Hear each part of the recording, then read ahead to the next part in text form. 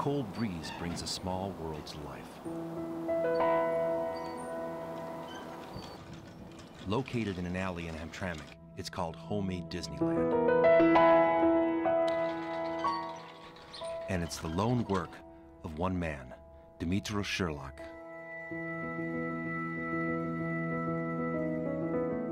All made by hand, little daydreams became flights of fancy. Over the last dozen years, wood, steel, and scrap have soared over his Klinger Street garage. Everything that I make it for my hand. Dimitro's artistic muse was simply retirement from a 30-year career at GM. A hobby that has kept him working 8 hours a day, only stopping when his wife called him in for dinner. I make it bigger. Over the years, many have come to see. Over time, much has changed for the Ukrainian immigrant. Dimitro's wife passed away, and there isn't much space left for more to be made. And at nearly 90, like a lot of other things in Dimitro Sherlock's life, it takes most of his effort trying to hold his little world together. Art or junk, clutter or genius, that's the job of the beholder. But for Dimitro Sherlock, none of that matters. His only job has been the joy of creating. Everybody will come in here, everybody happy. John Ciolino, 7 Action News. Detroit. It is a 7-county region that some 5 million people call home. Detroit, a region left behind by the industry that defined it. Detroit in 2011, we're at a crossroads. The decisions made today will shape Detroit in the decade to come. This is the tale of 2 cities. One flourishing, one failing. One of them could be Detroit 2020. It's make or break time in Southeast Michigan.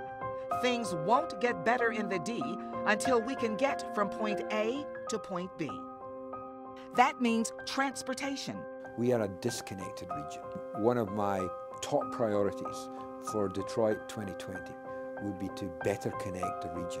Connect it physically, connect it socially, and connect it in a cultural way.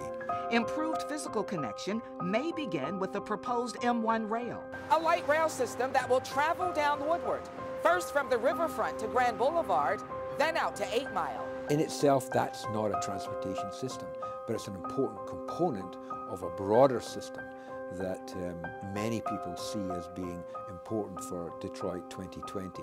If we build it, they will come to work, to play, to visit. If we get some transportation, I think Detroit will be compared to Chicago. If this doesn't happen, people won't be able to get to jobs. Parking issues will keep suburbanites from downtown, and out-of-town visitors will stay out of town.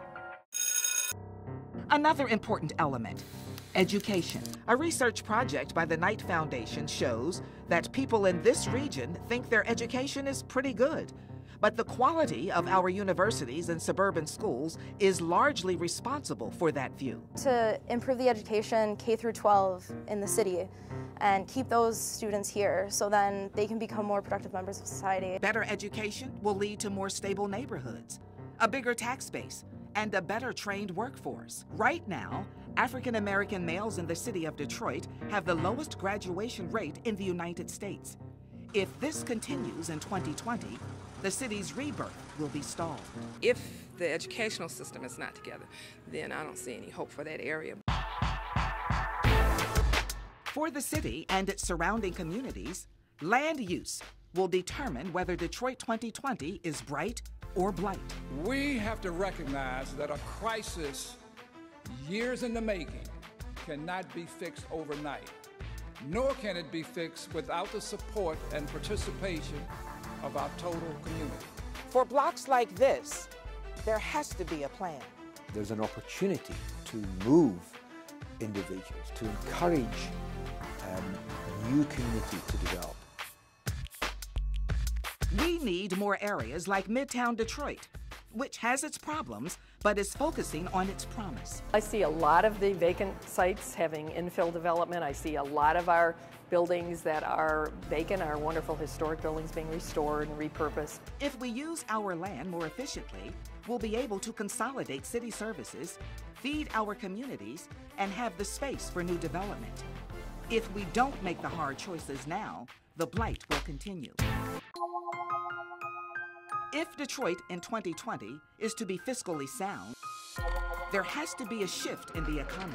We need more people like Commerce Township resident Rebecca Gill, who left a traditional job to start her own business, web-savvy marketing. We're taking the skill sets that we had before and we're utilizing those to make a better region and a stronger region. Avalon Bakery opened in the Cass Corridor of Detroit 13 years ago. In 1997, my partner Jackie Victor and I, we set out to make a place for the community to come and talk and meet, and as you'll see here, that's what people do. The bakery now employs 45 people and feeds the bodies of its customers and the soul of the neighborhood. Detroit 2020 will be prosperous if more people embrace the entrepreneurial spirit. If we spread jobs over many small and emerging businesses, we will all be less vulnerable to the downturn of one part of the economy. But if we look for one industry to be our savior, we could be shuttering more businesses by the year 2020. And if Detroit as a region is to flourish, the city and its suburbs have to work together. I think it's extremely important for economic development. I think it's important for people to start thinking differently. That means removing barriers like race, class, and culture. How can your success benefit me, and how can my success benefit you? And in the end, we all are going to move forward. This is the time when we can all make a difference. Detroit is an amazing place to live. The city's mine, even though I don't live there. I've had fantastic opportunities here. We need to work together. Detroit is actually a great place to live. 2020 will be fantastic. Detroit 2020 begins right now.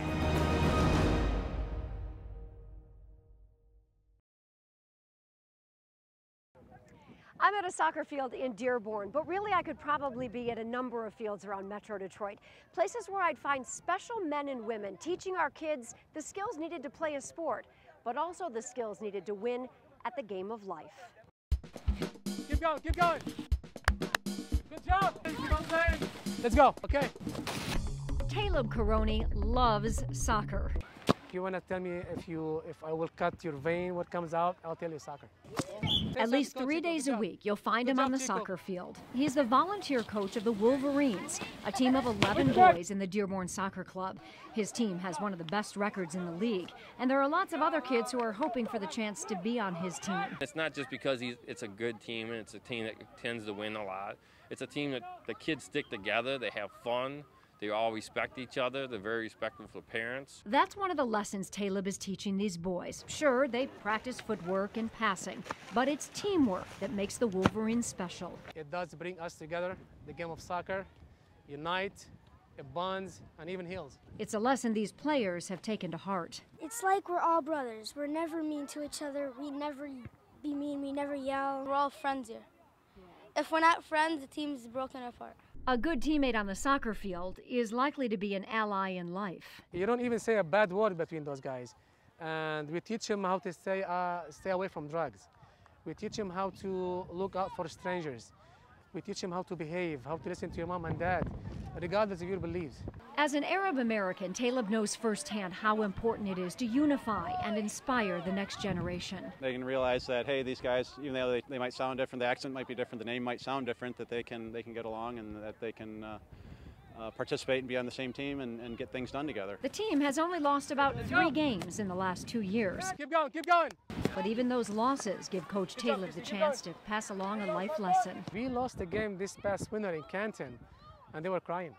So I came to them, I told them it's okay, you guys put up a good game, a good fight, so you should be proud of yourself.